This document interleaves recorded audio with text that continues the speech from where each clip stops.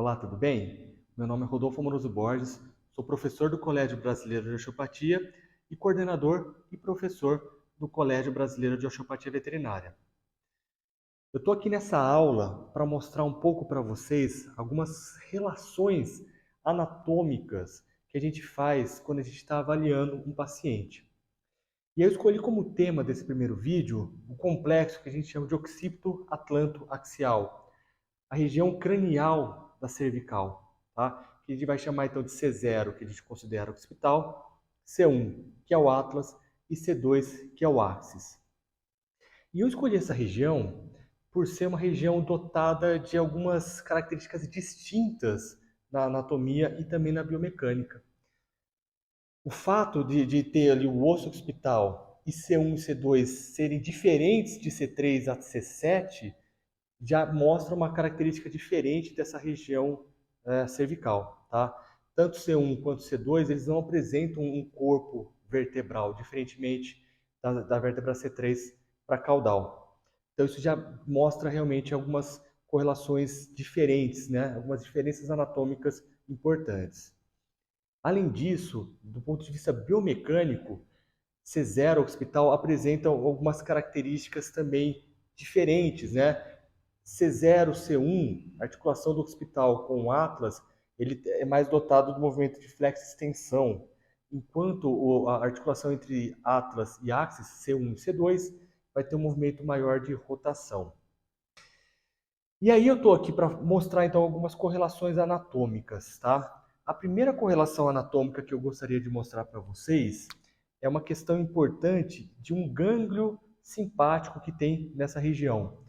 É um gânglio que a gente vai chamar então de gânglio cervical cranial, tá? O que é que esse gânglio cervical cranial ele vai fazer? Ele vai controlar algumas vísceras, tá? E algumas estruturas também vasculares. Uma delas é a artéria carótida.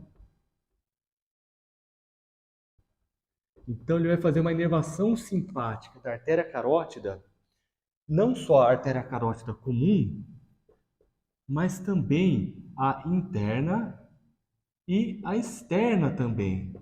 Então ela vai fazer todo esse controle vasomotor aqui dessas três artérias, né? E a artéria carótida interna, ela tem uma importante função porque é ela que vasculariza a questão intracraniana do crânio de um cão, né? Pegando mais a região rostral aqui do encéfalo e também a região mais média aqui do encéfalo, ok? Além disso, esse gânglio cervical cranial, ele vai controlar o diâmetro da pupila, ele vai fazer também o controle autonômico do músculo elevador da pálpebra, vai fazer um controle, uma inervação simpática de coração e tireoide,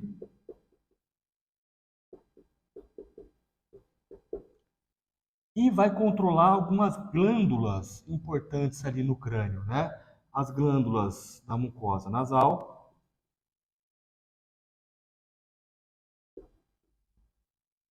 e as glândulas salivares, parótida, submandibular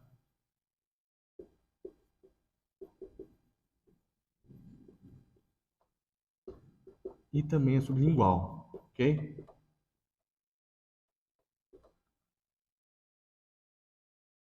E, além disso, ela também vai fazer um controle da hipófise, ok? Então, quando a gente pensa em disfunções de mobilidade desse complexo aqui, OA, a gente pode pensar em distúrbios de vascularização, que pode então estar hipovascularizando algumas estruturas, tá? Eu posso pensar também numa questão do controle pupilar.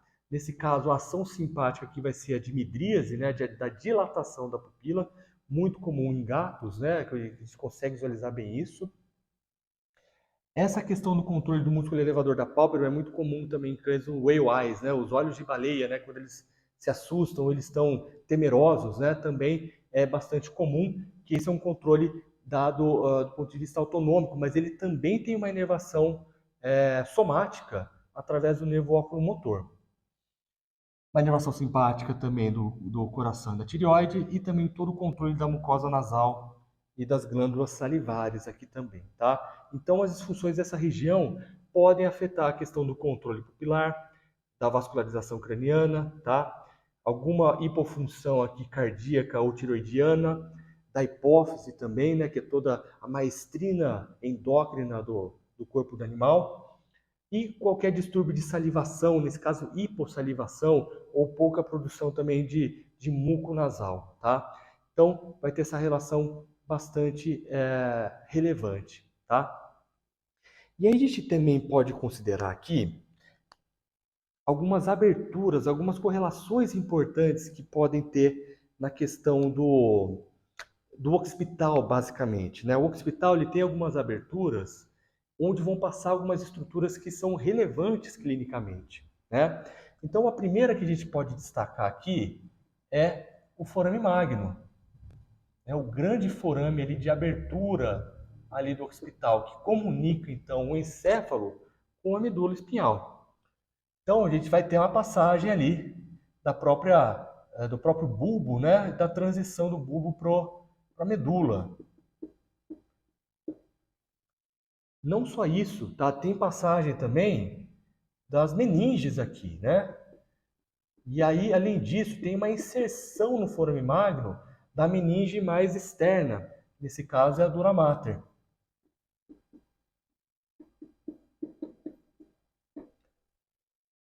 Outra estrutura importante que passa no forame magno é a artéria vertebral. Se por um lado a artéria carótida interna vai vascularizar a região mais rostral e média ali do intracraniano do cão, a artéria vertebral vai fazer a vascularização da região dorsal do encéfalo, inclusive a questão cerebelar e também do labirinto, da parte auditiva desse animal também, tá? Então, vai ter uma relação importante aqui. Todo o controle vascular vai ter uma questão muito importante com esse complexo OAA aqui também, tá? Além disso, o occipital ele se relaciona com o temporal e tem uma sutura muito importante que é o occipitotemporal ali, né? Nessa sutura occipitotemporal, a gente vai ter uma outra abertura que a gente vai chamar então de forame jugular. E nesse forame jugular, a gente tem a passagem do nervo glossofaríngeo, do nervo vago, do nervo acessório e da veia jugular interna. Ok? E outra abertura que a gente tem também no occipital é o canal do hipoglosso, que está lateralmente ao forame magno, tá? Que, como o nome já diz aqui, vai passar o 12º par craniano, que é o hipoglosso, tá? Então, disfunções mais relacionadas ali com a questão do occipital, que pode estar associadas ali com disfunções de C1 e C2 também, a gente vai ter que pensar em, por exemplo, distúrbios da dura mater, ok? Que tem uma questão de continuidade de todo o sistema nervoso, né? Que essa dura mater ela passa ali por frontal, por parietal, por occipital e se insere ali no forame magno, mas também existem inserções de dura mater no atlas e vai se inserir mais caudalmente ali no sacro. Então vai ter todo um mecanismo de continuidade que qualquer disfunção em algum desses pontos de inserção podem gerar então tensões exacerbadas ali também nessa meninge, ok? Da artéria vertebral eu já comentei, né? E no forame jugular vão ter algumas outras estruturas também importantes aqui, né? A gente tem também por exemplo, o glossofaríngeo, que vai controlar a inervação sensitiva da região do terço dorsal da língua e de toda a orofaringe ali também. O controle do bulbo carotídeo, do quimiorreceptor carotídeo ali também, tá? Uma inervação parasimpática aqui também da glândula parótida. O nervo vago, basicamente, inervação parasimpática de todas as vísceras torácicas e abdominais. O nervo acessório inervando o músculo trapézio. E a veia jugular interna é a principal veia de drenagem do sangue intracraniano, ok? Então, se eu tiver um distúrbio, uma disfunção relacionada ali na OA, eu posso aumentar a densidade da face ali do forame jugular e causar repercussões não só venosas, afetando a drenagem venosa e causando uma congestão intracraniana, mas também relacionadas com esses nervos cranianos. A mesma coisa se aplica aqui para o canal do hipoglosso, o nervo hipoglosso. A função dele vai ser de inervação da língua, da musculatura extrínseca e intrínseca da língua. Então, a movimentação da língua é algo muito importante para o animal, né? E toda a língua se relacionando com o ióide, né? Com toda a face pré-traqueal, com a questão da deglutição, da própria fonação do animal, para tomar água, tudo isso realmente tem uma questão muito importante, tá? Então, distúrbios aqui podem também afetar toda essa questão da mobilidade da língua, ok? A gente também pode considerar, pensando ali no occipital, a passagem de alguns seios venosos, né? Porque o que são seios venosos? Seios venosos são canais venosos, como já está falando, não são veias, tá? Mas são canais que passam entre as camadas aqui de dura mater. A dura mater intracraniana, ela tem duas camadas, uma que se relaciona com a parte do osso e outra que se relaciona recobrindo o encéfalo ali. E aí nesse canal vai formar então o que a gente chama de seio venoso. E no occipital, a gente tem inserção de alguns seios venosos ali, né? Então a gente tem, por exemplo, o seio occipital,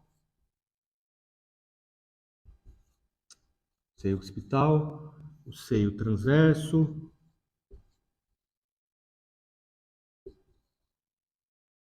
e também o seio sagital dorsal, ok? Por onde então vão passar todo o sangue venoso que vão acabar desembocando na veia jugular interna e drenando então todo esse sangue venoso intracraniano. Então, essa é uma questão bastante importante aqui, tá? E junto com essas estruturas aqui, a gente tem também a inserção de dura mater no occipital, né? Dos três feixes de dura mater do occipital, que vão estar relacionados com esses seios venosos aqui também. Então a gente vai ter a foice do cérebro,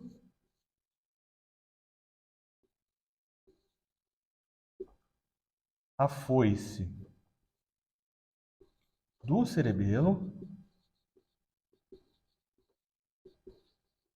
e a própria tenda do cerebelo também, tá? Que a gente chama até de diafragma craniano.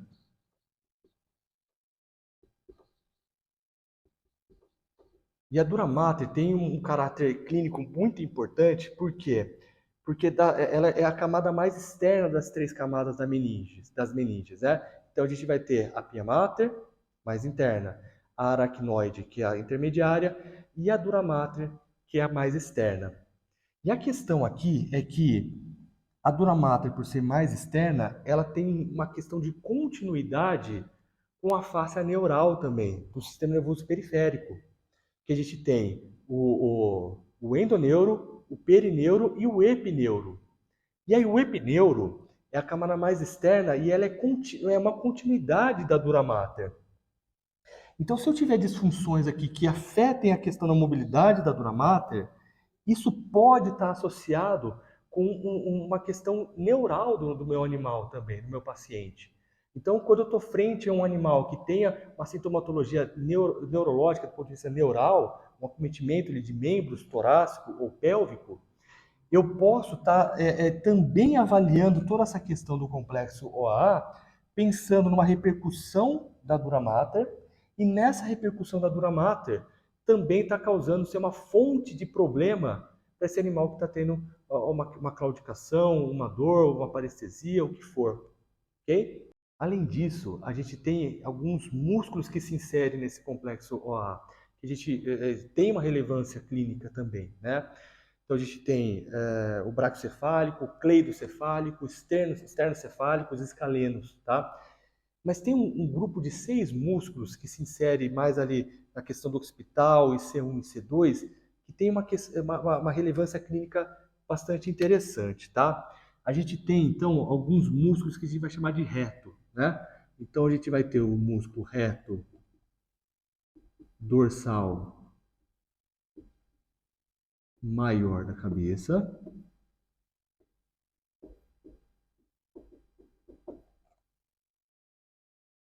reto dorsal menor da cabeça,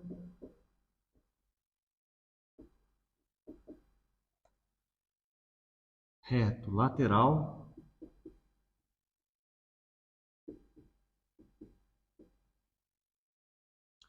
reto ventral,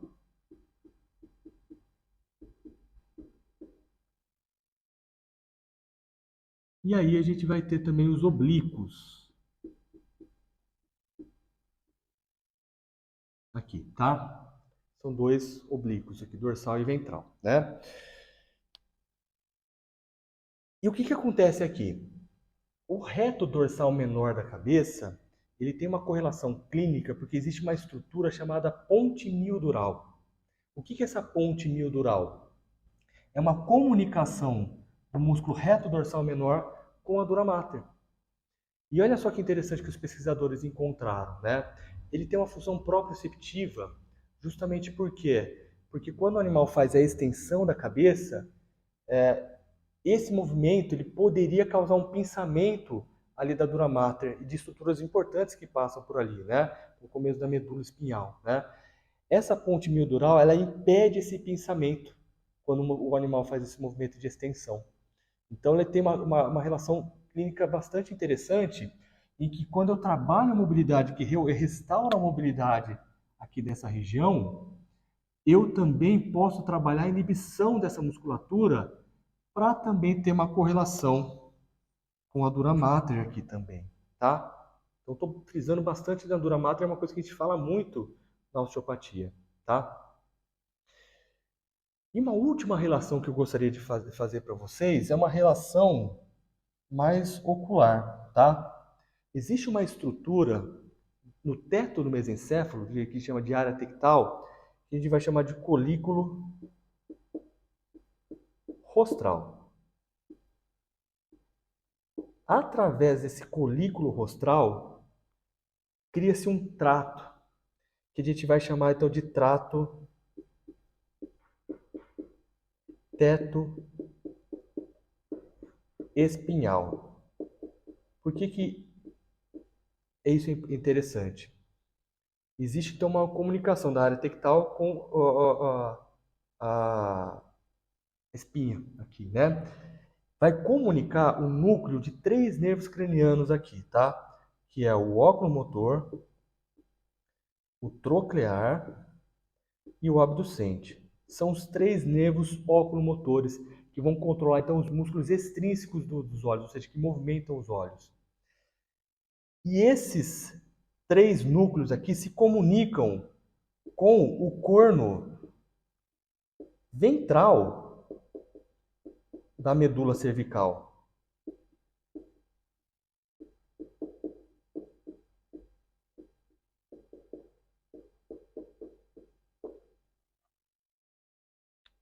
Qual que é a questão aqui? Por que existe essa comunicação entre os núcleos dos nervos oculomotores e o corno ventral da medula cervical? Lembrando que do corno ventral da medula cervical saem ramos eferentes para a musculatura. Ou seja, é dali que sai a ordem para a musculatura contrair. Quando o animal, ou mesmo nós humanos, movimentamos os olhos para a direita, ao movimentar o olho para a direita, naturalmente, isso sem perceber, tanto nós quanto os animais, isso é uma coisa mais primitiva do sistema nervoso central, ocorre uma ativação da musculatura rotadora do mesmo lado. Então, quando eu desvio o olhar, quando o animal desvia o olhar para a direita, naturalmente fica mais fácil de eu movimentar a cabeça para a direita, porque já existe uma pré-ativação da musculatura. Então, quando o animal está olhando para frente e algo entra no campo de visão lateral desse animal, a reação natural desse animal vai ser desviar o olhar, e se mesmo assim não for suficiente, ele vai ativar a musculatura para olhar, para ver se aquilo que entrou no campo de visão dele é algo que de repente ele deva se preocupar ou não. Agora vamos pensar o seguinte aqui: se por um acaso houver um distúrbio em algum desses três nervos ou um distúrbio de alguns dos músculos extrínsecos dos olhos, tá? Seja por uma disfunção craniana, né? Ou de repente um adensamento facial de alguma musculatura que não está permitindo que o olho consiga lateralizar para a direita. A questão é que se o animal exige, ele tem uma hipomobilidade, uma hipoconvergência ocular, que impede que ele consiga movimentar livremente o globo ocular, ele naturalmente vai começar a sobrecarregar a musculatura cervical para conseguir olhar para a lateral, já que ele não consegue movimentar o olho. E por não conseguir movimentar o olho e começar a movimentar mais a cervical, isso vai começar a gerar sobrecarga mecânica para essa região. E ao gerar sobrecarga mecânica, esse animal começa a ficar mais suscetível a apresentar sintomas, alterações degenerativas dessa região cervical. Então, essa correlação é importante porque eu entendendo isso, eu consigo avaliar a questão da mobilidade ocular e ao avaliar a mobilidade ocular, eu posso de repente detectar alguma alteração craniana, de novo, alguma alteração da musculatura extrínseca do olho, que eu consigo inibir, relaxar essa musculatura para tirar a sobrecarga da coluna cervical desse animal. Pessoal, então aqui a gente tem todas as correlações aqui desse complexo occipital-atlanto-axial. Se você gostou desse tópico, desse vídeo, curte, compartilha com quem possa se interessar. A gente ainda está com as inscrições abertas aí para a turma 2 do curso de osteopatia veterinária, tá? E se você gostou e gostaria que eu gravasse mais vídeos sobre esse assunto, tem muita coisa para falar de relações, de nervos cranianos parasimpáticos, escreve aqui no comentário o que você gostaria de ouvir, que vou ter o maior prazer de gravar para vocês. Tá bom? Forte abraços e bons estudos!